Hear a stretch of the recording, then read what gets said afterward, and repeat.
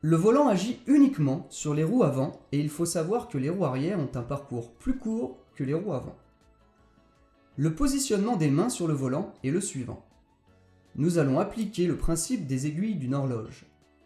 Les mains se trouvent soit à 10h10, soit à 9h15.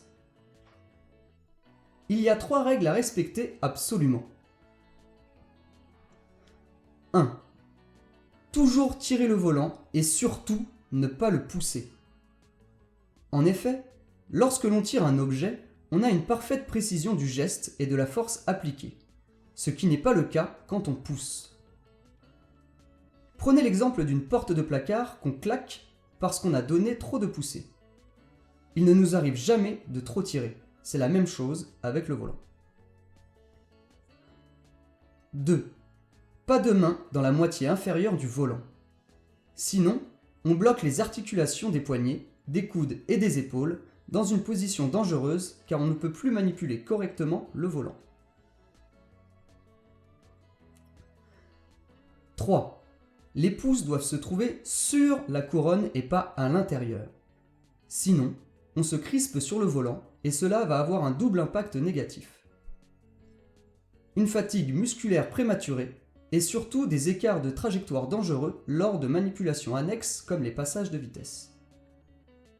De plus, en cas de déclenchement de l'airbag, cela évite d'avoir les pouces brisés.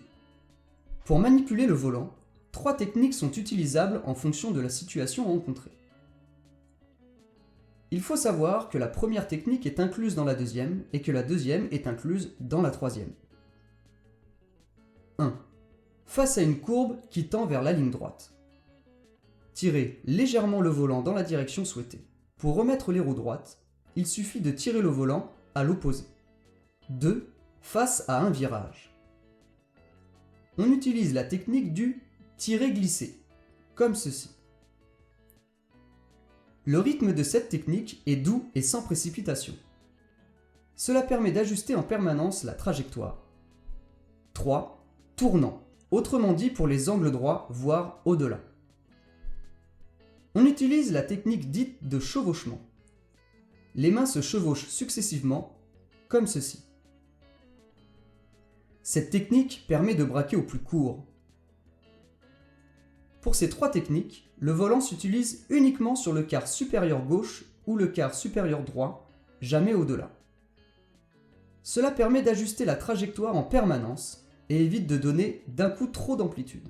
Sinon, pour gérer ces trajectoires, il faut toujours regarder là où on veut aller et jamais là où on se trouve ou les obstacles, sinon on se dirige sur eux.